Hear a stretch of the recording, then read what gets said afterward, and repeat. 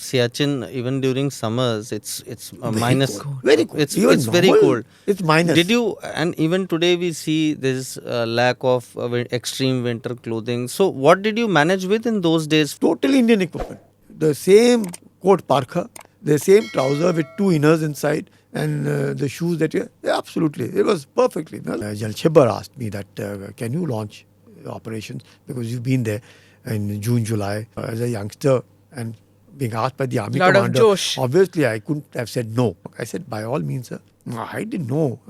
Then obviously, June, July and April में बहुत फर्क है. Hoon took me aside. I said, youngster, you don't know what you've just told the army commander. It's not possible. General Hoon had gone shopping and he realized that all of the equipment had been picked up. Now, in hindsight, I feel he was right.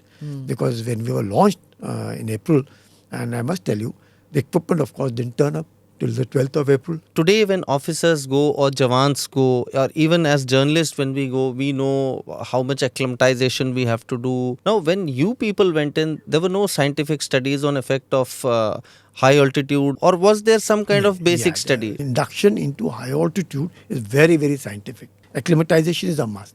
So you have your 7 days acclimatization, 10 days acclimatization, 14 days acclimatization, depending upon the heights that you have to go in. There is a saying, na, you can't be a Gama in the land of Lama. I always call it as the mantra for mountaineering. Pet mein roti, haath mein soti, chal choti. All these sayings and all have a lot of meaning. But what happens, seeing is believing. आपको कितना भी पढ़ाया जाए, आपको कितना भी बताया जाए, it's only when you experience it first hand, when you see that wind blowing at over 100 kilometers an hour on your face, and when you only find yourself covered with snow all over, then you realize all that studies are now coming to you. We finished with 13th, we finished with 14th and with 15th. So before we reach 15th, you talked about General Hoon giving you this bag or putting with the flag. 16th you have reached Lolofond. We reached Lolofond and we have hoisted the national flag. Okay. So when we were hoisting the national flag, I find a helicopter coming from the Pakistani direction. So I saw their pilot's eye and my eye. We both are seeing each other. Now he saw that these Indians are already on top of Lolofond.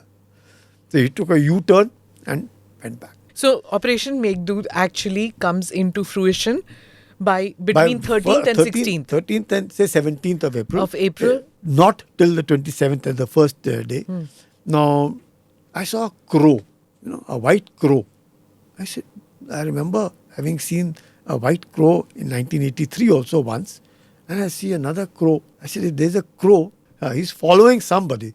And sure enough, the Pakis were right in front of us at a place called Ali Brangza. And they were sitting there with a lot of troops and everybody all seated.